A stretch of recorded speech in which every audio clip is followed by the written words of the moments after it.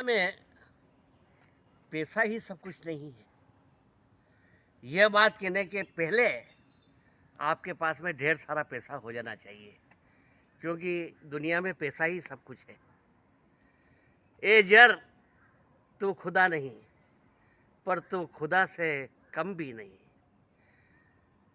अर्थ है तो ही सब अर्थ है, और अर्थ नहीं है तो सब व्यर्थ है और सब अनर्थ है। सर्वे गुणा कांचनम आश्रित है। सभी गुण धनवान के पास में स्वतः चले आते हैं। धनवान यदि दुष्कर्म करे, निंदा नहीं होती उसकी होती है, पर गरीब को बिना बात की भरपूर बुराई होती है। इसलिए अर्थ को सबसे पहले चार पुरुषार्थ में रखा गया है। जो हमारे चार पुरुषार्थ हैं, अर्थ, धर्म और काम और मोक्ष। अर्थ के साथ ही धर्म, काम और मोक्ष बंधे हुए हैं। इसलिए सबसे पहला पुरुषार्थ हमारा है, वो है अर्थ। कहा जाता है कि वे रोकड़ा तो पन्ने डोकरा, वे पास में नाणा तो पढ़नी जावे काणा, और नहीं पास में नगदुल्ला जो फिरे कुंवारा अब्दुल्ला। पैसा नहीं है पास तो मेला लगे उदास। इसलिए पैसे को महत्व देते हुए तुलसीदास जी ने भी रामचरितमानस में लिखा है कि नहीं दरिद्र सम दुख जग माही, संत मिलन सम सुख जग नाही। दरिद्र से ज़्यादा बड़ा दुख इस दुनिया में है ही नहीं।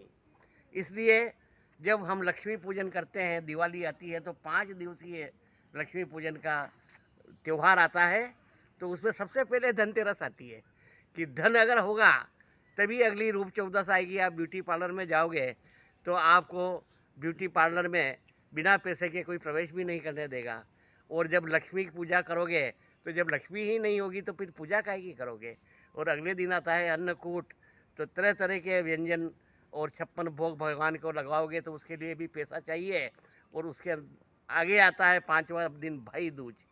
तो बहन उसी की होती है, होते की बहन। जिसके पास पैसा होता है वहीं उसकी बहन जाती है। जिसके पास में पैसा होता है, राखी के दिन कितनी ही औरतें उनके घर पे राखी बांधने के लिए आ जाती है।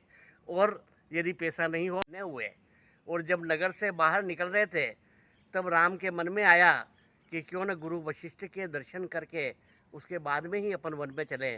तो वशिष्ठ के आश्रम में पहुंच गए और वहाँ पे उन्होंने तीनों ने उनको प्रणाम किया। तो गुरु वशिष्ठ कुछ लिखने में, ध्यान में और कार्यक्रम में व्यस्त थे। तो उन्होंने एक उचटती नज़र से राम लक्ष्मण सीता को देखा और वापस अपने काम में लग गए। न उन्होंने उनका संज्ञान लिया, न उनको आशीर्वाद दिया, और न ही उनके बारे में कुछ सोचा। ये सोच करके वापस भगवान राम ने कहा जैसी गुरुजी की मर्जी, वो चले गए।